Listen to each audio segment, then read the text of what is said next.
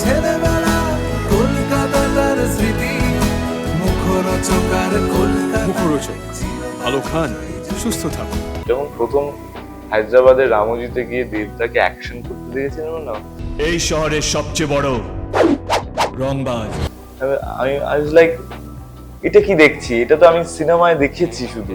অনুরাগ বাসু নিজে ফোন করে আমাকে অফিস ডেকেছিল, ডেকে তখন বলেছিল যে তুই বাংলার সব থেকে ভালো অভিনয় যদি কেউ করে থাকে এই পুরো সিজনে সেটা তুই।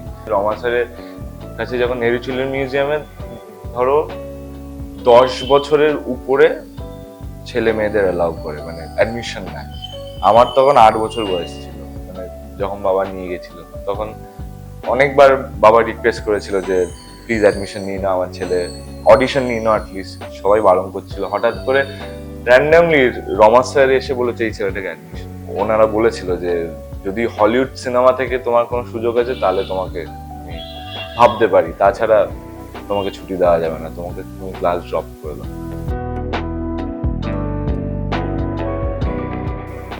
আজকে আমাদের সঙ্গে রয়েছে Arya Dasgupta. Arya, welcome to Tolly time. Thank you so much. কেমন আছো বলো? খুব ভালো আছি, তুমি কেমন আছো? আমিও খুব ভালো আছি। এখন কি চলছে, কি করছো বলো? এখন তো সবাই যে জানে যে আমি এখন কুসুম করছি জি বাংলায়, তো সেটারই শুটিং প্রায় রোজই চলছে। তাছাড়া যেহেতু পুজো আসছে, পুজোর জন্য একটা একটা মিউজিক ভিডিও, একটা সুন্দর একটা গান উপহার দিতে চলেছি আমরা সবাই সবাই মিলে। তো কে কে আছে সেটা বলবো না, কিন্তু প্রায় 2 বছর পরে আমি একটা পুজোর জন্য কিছু করতে চলেছি, তো খুব ভালো হবে আশা করছি। Let's see, hope for the best. তাছাড়া আহ, এই বছরেই মৃগয়া 1.5 রিলিজ করছে অভিরূপ ঘোষে, তো সেটার জন্য আমি খুব এক্সাইটেড। Let's see. আর যখন এই মেগা সিরিয়াল চলে, মানে হ্যাঁ। খুব বিজি স্কেডিউল চলে, মানে ব্যাক টু ব্যাক খুব চলে, ওর মাঝে বের করে এই কাজগুলো করতে হয়। হ্যাঁ, হেক্টিক যায়।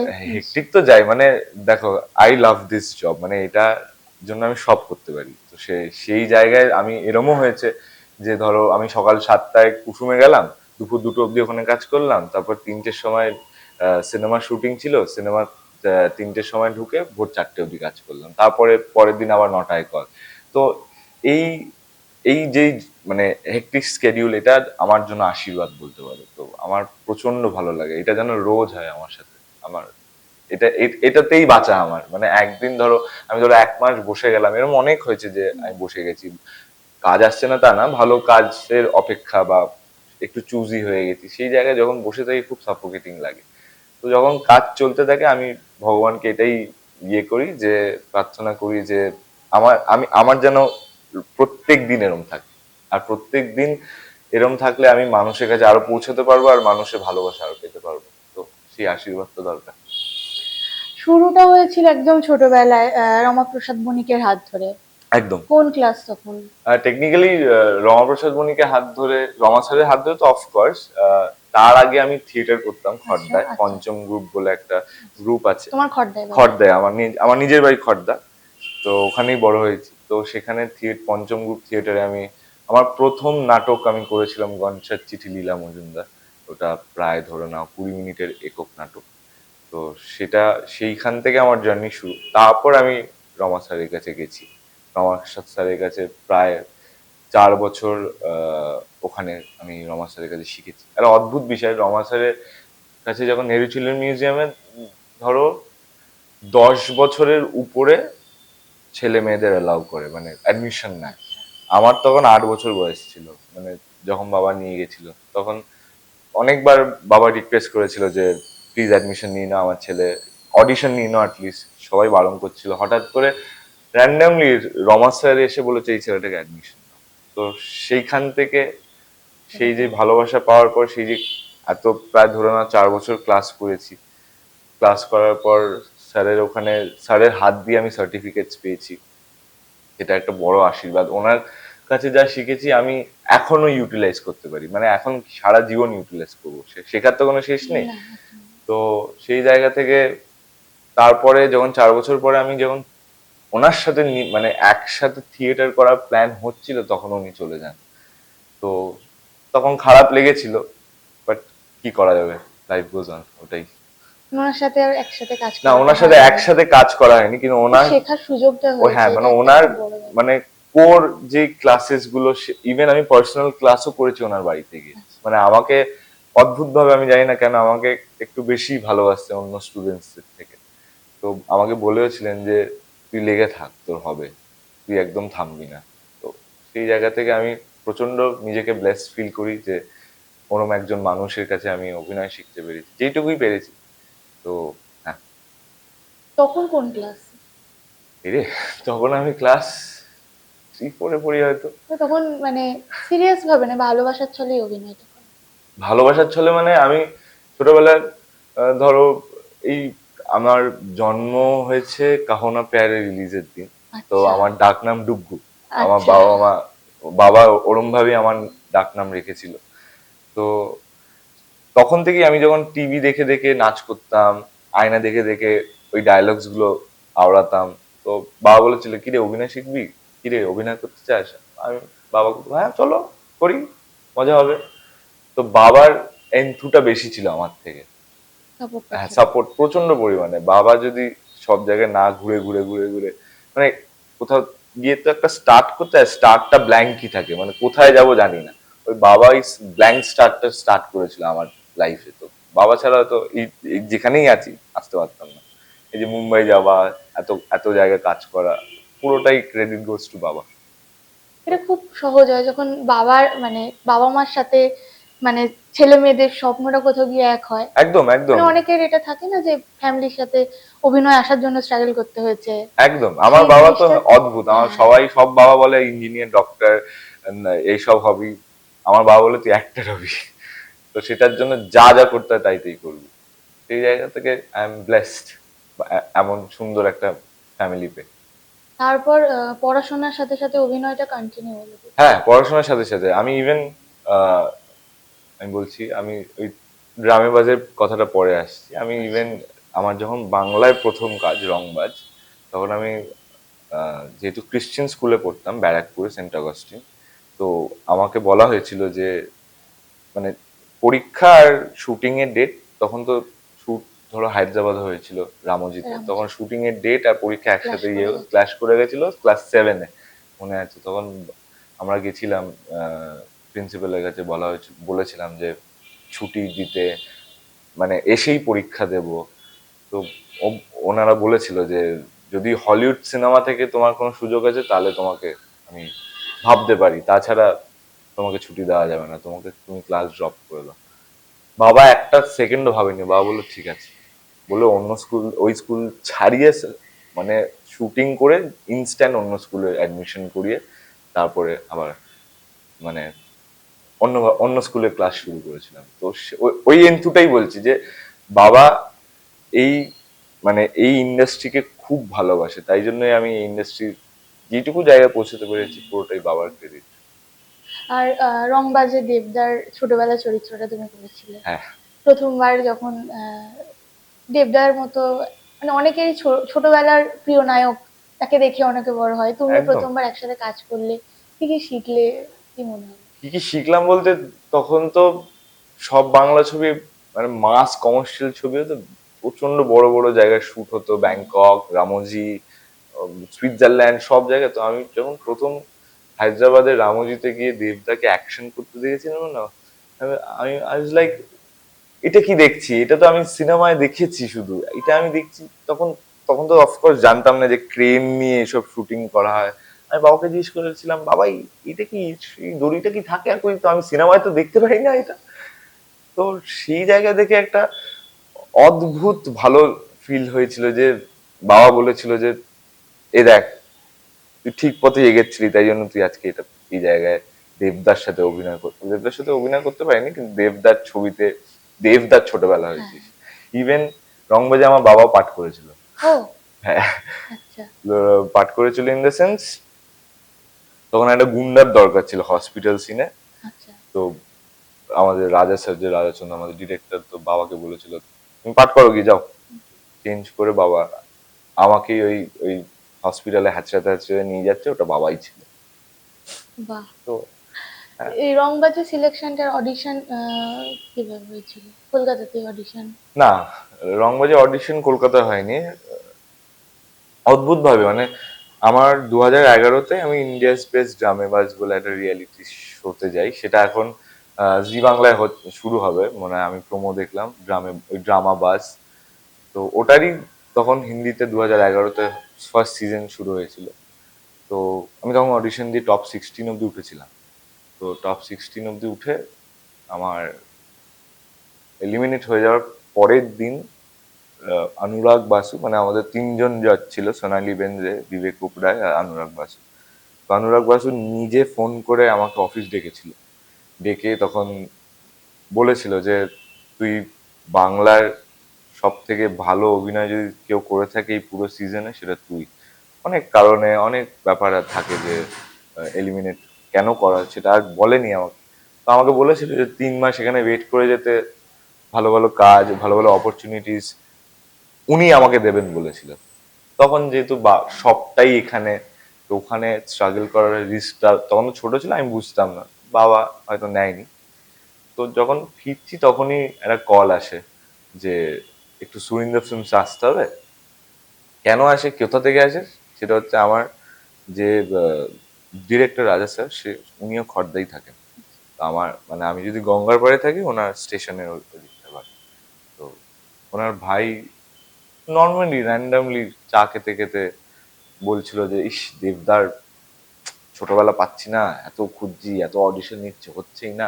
বাবারই একটা বন্ধু বলেছিল যে তুই আর্যকে দেখতে পারিস, আর্য তো খুব ভালো অভিনয় করছে, স্ট্রাগল করছে অনেক, এখন তো বম্বে গেছে। তো আমার মনে আছে আমার 12 মার্চ আমার জন্মদিন, আমি 12ই মার্চে রংবাজ পেয়েছিলাম। তো যখন ফিরে আসি, ফিরে এসে সুইন্দারে যাই, জাস্ট মানে যেদিন অডিশন দিয়েছি তার 2 দিন পরেই হায়দ্রাবাদে বেরোনো কথা। তো অডিশন দিয়েছি, একটা অডিশনেই সবার পছন্দ হয়ে গেছে। স্যার বললো, রাজা স্যার বললো যে তুই করছিস, রেডি থাক আর প্যাক করে নে সব জিনিস, বলে চলে গেল। মানে সবটাই খুব মানে তাড়াতাড়ি হয়েছে। তাড়াতাড়ি বলতে খুব স্পন্টেনিয়াস, মানে হয়ে গেল, আমি বুঝতে পারলাম না। তার আগে যেই 7 বছর ওই স্ট্রাগেলটা, সেটা মনে হলো যেন ঠিক 7 বছরটা কোনো স্ট্রাগেলই মনে হলো না, সবটা এত তাড়াতাড়ি হয়ে গেল। তো ওটাই, তার আগে 7 বছর প্রচুর জায়গায় ঘুরেছি আমি আর বাবা, প্রচুর, মানে দাসানি, ইন্দ্রপুরী, তখন তো ছবি দিয়ে পেছনে নাম নাম্বার দিয়ে জাস্ট দিয়ে দিত, তো ওই ছবি যে কোথায় যায় কে জানে, জানি না। তো ওরম ভাবে প্রচুর জায়গায় ছবি দিয়েছি। আমি প্রায় 6টা ছবিতে জুনিয়র আর্টিস্টের ইয়ে করেছি, চিরদিনই তুমি যে আমার 2, তারপর রুম নাম্বার 103, আরো 2-3টে সিনেমায় আমি জুনিয়র আর্টিস্টের ইয়ে করেছি। তো ওই একদিনেরই কাজ যেটাকে বলে। তারও আগে যদি ধরো তাহলে আমি ডান্স বাংলা ব্যাকগ্রাউন্ড ডান্সারও ছিলাম। আচ্ছা, ও আচ্ছা, তুমি ডান্সও করতে? বেসিক্যালি আমার ক্যারিয়ার মানে আমি অভিনয় শেখার সাথে সাথে আমি ডান্সটাও আমার খুব প্যাশনেটলি করেছি। মানে আমার রুটিন এরম ছিল ছোটবেলা, তুমি বিশ্বাস করবে না, আমি সকাল 8টায় উঠতাম, উইকেন্ডস বলছি, উইকডেজ বলছি না। তো শনিবার সকাল 8টায় উঠতাম, 9টায় বেরিয়ে যেতাম, 9টায় বেরিয়ে 9টা থেকে 12টা আমি স্যারের, রামপ্রসাদ স্যারের ওখানে ক্লাস করতাম। 12টা বেরিয়ে এসে কিছু খেয়ে তারপর ডিরেক্ট আমি ডান্স ক্লাসে ঢুকতাম। 2টো থেকে প্রায় ধরে নাও 7-8টা অবধি আমি ডান্স করতাম। তারপর ওখান থেকে আমি 8টা থেকে 9টায় আমি খড়দার মাঠে ঢুকে জিমনাস্টিক করতাম। জিমনাস্টিক করে রাত্রি 11টায় বাড়ি ঢুকতাম, আবার সেম। এই করে করে আমার তো তখন খড়দা থেকেই খড়দা তুমি থেকে পুরোটা যাতায়াত করতাম। তারপরে পরে কলকাতায় অনেক shift পরে, করো? আমি রিসেন্ট 4-5 বছর, 3-4 আচ্ছা, বছর হয়েছে এখানে আছি। তো ওটাই। বুম্বাদার সাথেও কাজ করেছো? হুম হুম। বুম্বাদার মানে বলা হয় যে একটা ইনস্টিটিউশন। একদম হ্যাঁ, একদম। তো কি কি শিখলে, কি কি পেলে বুম্বাদার থেকে? বুম্বা দাস, বুম্বা স্যারের সাথে আমি প্রথম ওই 2014-এ ফোর্স করি। তো সেই সময় যখন আমার আমার প্রথম কাজই স্যারের সাথে একটা অদ্ভুত চরিত্রে, আমি একটা অটিস্টিক চাইল্ডের অভিনয়তে মানে ক্যারেক্টারে অভিনয় করতে হয়েছিল। তো আমাকে সেটার জন্য প্রায় 1 মাস ওয়ার্কশপ করতে হয়েছিল। সব মেন্টাল অ্যাসাইলাম যেখানে সবাই থাকে, ওই বাচ্চারা, ওদেরকে অবজার্ভ করতে হয়েছিল। ইট ওয়াজ আ টাফ জব। তো তারপর যখন তারপর যখন ফ্লোরে গিয়ে ইভেন আমি স্যারের সাথেও বাড়িতে নিয়ে ওনার বাড়িতেও ওয়ার্কশপ করেছি। স্যার দেখিয়ে দিয়েছে যে কিভাবে কি করতে হয়, কতটা বেশি ওভার যাতে না লাগে, কারণ এইগুলো তো খুবই একটু টাফ। তো বেশি ওভার হয়ে গেলেই মনে হবে যে ওভার অ্যাক্টিং করছি। তো এই সাটল ভাবটা রেখে পুরো জার্নিটা চালিয়ে যেতে হবে। তো সেই জায়গাগুলো স্যার ধরে দিয়েছিল। ইভেন সাথে ছিল দেবরঞ্জন স্যার, দেবরঞ্জন নাগ, উনিও একজন অভিনেতা। তো উনিও আমার এক গুরু। তো ওনার কাছে অনেক কিছু শেখা আমার। তো যখন ফ্লোরে যাই তখন প্রত্যেকটা সময় মানে ধরে নাও সকাল থেকে একদম রাত যতক্ষণ আমাদের শুট হতো ততক্ষণ বুম্বা স্যারের সাথেই থাকতাম আমি। বুম্বা স্যারই পুরোটা আমাকে টেক কেয়ার করতো, যাতে আমার মাইন্ড ডাইভার্ট না হয়ে যায়, কারণ খুব কঠিন চরিত্র ছিল তো তখন। তো আমার মনে আছে আমার যখন আমি, ওটাও রাজা স্যারের ছবি ছিল, রাজাচন্দ্র। তো আমাকে মানে আমার জীবনে অনেক বড় ভূমিকা, মানে যদি প্রথমে কেউ দেখতে চায় সেটা রাজা স্যার। স্যার এত মানে পরপর 3টে ছবি আমার স্যারই দিয়েছে। তো সেটার জন্য আমি খুবই কৃতজ্ঞ আর ব্লেস ফিল করি। তো সেই জায়গা থেকে প্রত্যেকটা দিন স্যারের সাথে বুম্বাদার সাথে আমি কাটিয়েছি। অনেক কিছু শিখেছি রিলিজ হওয়ার আগে অবধি, প্রমোশন থেকে সব জায়গা থেকে। তো একটা খুব ভালো জার্নি আমি করেছি। ইভেন এখনো স্যারের সাথে একটা কাজ করার কথা ছিল, এই সিরিয়াল এইসবের জন্য হয়ে ওঠেনি, কিন্তু হোপ ফর দ্য বেস্ট যে হবে, কিন্তু ট্রাস্ট। যেটা বলা হয় যে নতুনদের জন্য মানে ইন্ডাস্ট্রি খুব কঠিন জায়গা।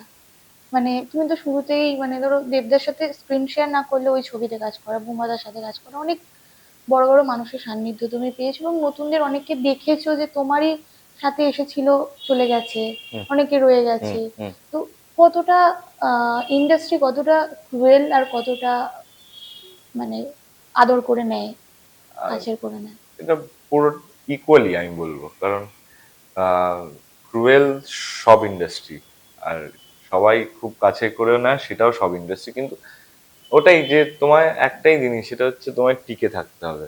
বাজে ভালো ওয়ার্স্ট সিচুয়েশন আসলেও তোমাকে টিকে থাকতে হবে। আমার এরম অনেক সময় গেছে যে আমি প্রায় 2 বছর 3 বছর বসে আছি, কোনো কাজ নেই, সবাইকে টেক্সট করছি যে ভালো কাজের অপেক্ষায় আছি, প্লিজ দেখো। এরম না যে কাজ আসেনি, মানে ওই কাজগুলো মানে আমি হয়তো করতাম না, ওরম কাজ আমি পেয়েছি ওই ওই স্প্যানে। ইভেন এটা আমার সাথে একবার না দুবার হয়েছে। আমি প্রায় 2 বছর বসে, একবার একবার প্রায় 3 বছর বসে।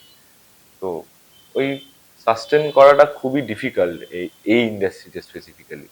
তারপর তো ভেতরে পলিটিক্স, তারপর তো নতুনদের, এখন তো নতুনরা অত বেশি, নতুনদের নিয়ে অত বেশি কাজ হচ্ছে না, কিন্তু আমি সবসময় পজিটিভ থাকি যে নিশ্চয়ই হবে।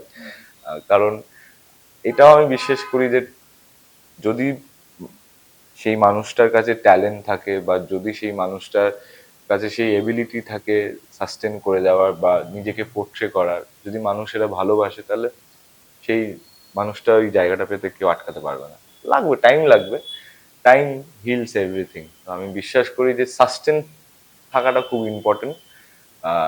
ওয়ার্স দিন তো আসবেই, যখন ভালো দিন আসবে তখন ওই ওয়ার্স দিনটাকে মনে করেই ওই হ্যাপিনেসটা আরো বেড়ে যাবে। তো আমি বিশ্বাস করি যে সাস্টেন থাকা ইজ ভেরি ইম্পর্টেন্ট। এই যে তোমাকে সোশ্যাল মিডিয়ায় খুব একটা আমরা যে দেখি সবসময় কিছু পোস্ট করছো, সবসময় আপডেটেড, একদমই নয়। না, অনেকে দুটোকে মেনটেন করতে পারে। তুমি কি এই যে রিলস বানিয়ে একটা শুট করতে করতে পোস্ট করে দেয়, এগুলো করো? দেখো আমি এইসব ব্যাপারে বিশাল কাঁচা। আমি হয়তো জেনজি, কিন্তু আমি এই ডেইলি টু ডেইলি পোস্ট, এই কন্টেন্ট বানানো, এটা মানে নিশ্চয়ই সবাই আমার থেকে বেশি ট্যালেন্টেড হয়তো এইসব স্কিলে, তাই জন্য ওরা পারে। আমি, আমার দ্বারা হয় না ওটা। আমি ছবি ছাড়ি মাঝে মাঝে, মানে আমি অতটা এক্সপ্রেসিভ নয় সোশ্যাল মিডিয়ায়। আমি অতটা ঠিক আছে মানে আছি, ওইটুকুই। আমি মানে হ্যাঁ অফকোর্স এখন অনেক জায়গায় দরকার হয় যে তোমার অ্যাটলিস্ট 100K বা 200K লাগে একটা ভালো কাজের জন্য, আমি দেখেছি এটা। কিন্তু ঠিক আছে মানে ওইটুকু দেখি, দেখা যাক। আমি জানি না, আমি সোশ্যাল মিডিয়া এখনো অতটা অ্যাক্টিভ নই, হওয়ার চেষ্টা করছি। Let's see.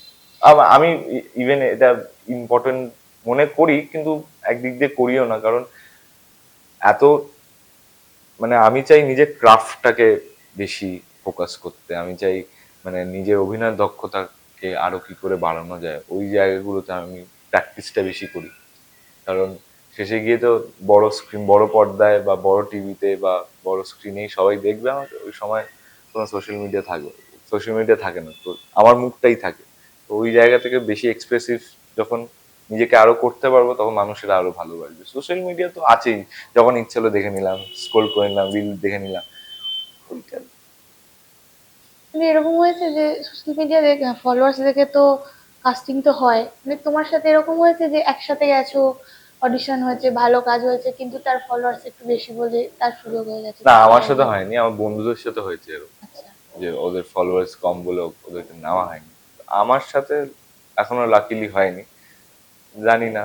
এবার এবার আমি খুবই স্পোর্টিংলি হ্যান্ডেল করবো যে এবার যেটা আমি বিশ্বাস করি না সেটা করি না। দেখো, আগেকার দিন, এখন তো জেনারেশন চেঞ্জ হয়েছে, যখন আগে ছিল সব, আগেও তো এরকম ভাবে অডিশন নিয়ে প্রপারলি হোমওয়ার্ক করে সবাই স্ক্রিনে ইয়ে করতো। আমি এখনো বিশ্বাস করি যে acting is very important than any other thing for doing any cinema, series আর সিরিয়াল। ওটা নিয়ে এগোচ্ছি। এবার যখন যদি দরকার পড়বে তখন নিশ্চয়ই আমি সেই জায়গাটা তো বেশি ফোকাস করব। মানে সেটে গিয়ে একদম স্ক্রিপ্ট নিয়ে হ্যাঁ, একদম আমি একদম, পড়াশোনা? আমার ফোন টোন ব্যাগে থাকে, আচ্ছা। আমি একদম পুরো স্ক্রিপ্টটা নিয়ে থাকি। আর যারা আমার পাশে, আমার যারা কো আর্টিস্ট আছে তাদের সাথে বন্ডিংটা বেশি ক্রিয়েট করার চেষ্টা করি যাতে স্ক্রিনে সেটা ফুটে ইম্পর্টেন্ট লাগে আমার। শুরুটা তো থিয়েটার দিয়ে হয়েছিল, মানে ওটা তো অবশ্যই, মানে ওটা একটা স্কুলিং যেটা থেকে সেটা কাজে লাগিয়ে সারা জীবন তোমার ইয়ে একদম হবে। একদম। এখনো কি থিয়েটারের সাথে যুক্ত বা শো করা বা শো বা থিয়েটার করার সময়টা এখন হয় না। আমি আগে 6 বছর করেছি, কিন্তু এখন আর হয় না। কিন্তু আমি থিয়েটার দেখতে চাই। লাস্ট আমি অঞ্জনা দি মানে মায়ের সাথে থিয়েটার দেখতে গেলাম নান্দিকারের, যে থিয়েটার সোহিনীদি যে ডিরেকশনে সপ্তর্ষিদার হ্যাঁ। লেখা যে থিয়েটারটা জাস্ট হলো, আমি এই রোববারই গেছিলাম। আমার মাইন্ড ব্লোয়িং লেগেছে আমার, সত্যি এত বছর মানে এতদিন পর এত সুন্দর একটা থিয়েটার দেখে গায়ে কাঁটা দিয়ে উঠেছে, চোখ দিয়ে জল পড়ছে অটোমেটিকলি। তো ওই জায়গাতে আমার রিসেন্টলি একটা এন্থু এসছে যে আমার মনে হয় আরেকবার থিয়েটারটা জয়েন করা উচিত বা শুরু করা উচিত। দেখো, অনেকটা গ্যাপ আছে তো, এখন আমাকে সবাই ওই জায়গায় নাও নিতে পারে, লিড নাও দিতে পারে, আমারও কোনো অসুবিধা নেই। থিয়েটারে আমি আবার ফার্স্ট থেকে শুরু করতে রাজি। তো একটা এন্থু এসছে, এবার দেখা যাক কি হয়, সময় যদি থাকে নিশ্চয়ই করবো। শেষ করব তার হ্যাঁ, আগে, এই যে অঞ্জনা দি বা কুশল চক্রবর্তীর মতো মানুষজনদের সাথে মানে সারাক্ষণ কাজ করা, যারা দীর্ঘ মানে কয়েক দশক ধরে কাজ করেছেন, এবং তাদের অভিনয় নিয়ে তো বলার কিছুই নেই। হুম তো তারা যখন মানে ফ্লোরে থাকছেন, হুম। মানে ভুলগুলো হলে ভুল ধরিয়ে দেওয়া বা একদম শিখিয়ে নেওয়ার মতো, টিচারের মতো তাদের থেকে সেই গাইডেন্সটা পাওয়া। একদম একদম একদম 100%। আমি তো অঞ্জনা দি মানে আমার নিজেরই মা, আমার সেকেন্ড মাদার বলতে পারো এখন। মানে এতটা ভালোবাসা পেয়েছি আমি কুসুমের শুরু থেকেই। মানে অদ্ভুত ভাবে আমি আর মা প্রচন্ড ইন্টার কানেক্টেড হয়ে গেছি। মানে বলে না সোল কানেকশন, তো সেই জায়গাটা আমি মায়ের কাছ থেকে পেয়েছি সব কিছুতে। মানে even on screen, off screen সব জায়গায় আমাকে সাহায্য করে, সব জায়গায় আমাকে সঠিক পথে নিয়ে যায়। তাই জন্য আমি হয়তো সবটা শেয়ারও করি যখন আমি কোনো একটু ডাউন থাকি বা একটু প্রবলেম হচ্ছে, আমি ডিরেক্ট মেকআপ রুম, নিজের মেকআপ রুম থেকে বেরিয়ে মায়ের মেকআপ রুমে চলে গিয়ে, মা শোনো না এটা হয়েছে, মা সঙ্গে সঙ্গে সলিউশন দিয়ে তা যেত। তুমি মা বলেই ডাকো? হ্যাঁ একদম, আমি মানে প্রথম থেকেই একদম ওই যে মা বলে ডাকতে শুরু করেছি। আমি ইভেন আমরা সবাই একসাথে ঘুরতে গেছিলাম, তখন একটু দূরে ছিল মা, আমি বললাম মা, মঞ্জনা দি একটু ঘুরে তাকালো একটা অদ্ভুত হাসি দিয়ে, বলে হ্যাঁ বেটা আসছি দাঁড়া। তো ওই সুন্দর সুন্দর মুমেন্টস গুলোই আমার ভালো লাগে। তো এখন অভ্যেস হয়ে গেছে মা ডাকা। আর কুশলদার থেকে অনেক কিছু শিখতে পারি, কারণ কুশলদা মানে হি ইজ আ লেজেন্ড বলতে পারো। মানে সেই ছোটবেলা থেকে উনি ন্যাশনাল অ্যাওয়ার্ড উইনার, মানে সেই ছোট ছোট জিনিসগুলো যেগুলো অভিনয়ে খুব ইম্পর্টেন্ট সেগুলো কুশলদা শেখায়। তারপরে পুরোনো দিনের ছবি নিয়ে কথা বলি আমরা, আমরা প্রচন্ড প্রোডাক্টিভ কথা বলি। তারপর এই যে সোশ্যাল মিডিয়ার যে এই পাহাড় জমেছে, এইগুলো নিয়ে ডিবেট হয় আমাদের।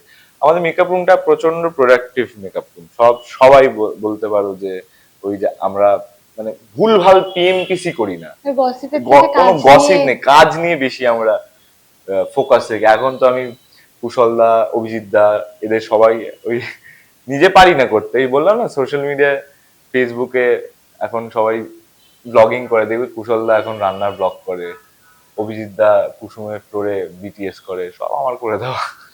তো নিজে মানে তুমি নিজে পারি না। হেল্প করো। আমি হেল্প করি, আমি সব করে দিই, কিন্তু আমি নিজের জন্য পারি না। শেষ করব তার আগে আমি কয়েকজনের নাম বলবো, তুমি এক লাইনে বলবে তাদের সম্বন্ধে তোমার ধারণা, তুমি যতটুকু তাদের চিনেছো। ঠিক আছে। গৌরব চ্যাটার্জি। গৌরব চ্যাটার্জি, গৌরব দা কি বলবো, হি ইজ আ, মানে he is crazy, he is a very good human being, প্রচন্ড ভালো মানুষ, আর কাজ করে প্রচন্ড ভালো লেগেছিল গাছ ছোড়ার সময়, প্রচন্ড হেল্পফুল, এইটাই, প্রচন্ড ভালো মানুষ আমি বলবো। সোলাঙ্কি। সোলাঙ্কি দি ওইটাই সেম, যে প্রচন্ড জলি, প্রচন্ড মিলেমিশে যেতে পারে সব সব জায়গায়, আর সব জায়গায় খুবই, মানে উনি সোলাঙ্কি দি থাকলে একটা মানে হ্যাপেনিং ব্যাপারটা তৈরি হয়ে যায়। আর দেবদা। দেবদা প্রচন্ড, মানে কি বলবো, ডাউন টু আর্থ, মানে সবাই যেভাবে দেবদা সুপারস্টার, দেবদা সুপারস্টার তো অবভিয়াসলি, কিন্তু মানুষটা খুবই ডাউন টু আর্থ, সবার সাথে মিলেমিশে যেতে পারে। আমার প্রথম কাজেই সময়, ও ইভেন আমি চ্যাম্পও করেছিলাম যখন, তখন হ্যাঁ আমি চ্যাম্প করেছিলাম দেবদারই ছোটবেলা। তো সেই সময় দেবদার প্রথম প্রোডাকশনে যখন কাজ করেছিলাম, তো দেবদা প্রচন্ড হেল্প করেছিল ওই সময়। দেবদা আমার সাথেই ওয়ার্কশপে বক্সিং মানে ওয়ার্কশপ দুটো করেছে। ছবিতে তুমি দেবদার ছোটবেলা। হ্যাঁ, আমি দুটো ছবিতে দেবদা রংবাজ ছোটবেলায়। চ্যাম্প। হ্যাঁ, আচ্ছা, আমি তো দেবদা প্রচন্ড ডাউন টু আর্থ, মানে কাজ করে খুব মজা, আর মানুষ হিসেবে দারুণ। বুম্বাদা। বুম্বাদা তো মাই ডিয়ার, কি বলবো, মানে বুম্বাদা সত্যি, হি ইজ আ এক্সাম্পল যে বুম্বাদা ইন্ডাস্ট্রি, তো সেই জায়গাতে আমি বলবো বুম্বাদা প্রচন্ড ভালো মানুষ। আর আমি তো যখন ফোর্স করেছিলাম তখন বাবা বলেই ডাকতাম, তো সেই জায়গা থেকে বুম্বাদা আমার ক্যারিয়ারে অনেকটা বড় একটা পার্ট, যেখানে আমাকে, আমি এই অবধি আসতে পেরেছি, অনেকটা বড় part. Thank you thank you so so much, much. Thank you so much. Thank you.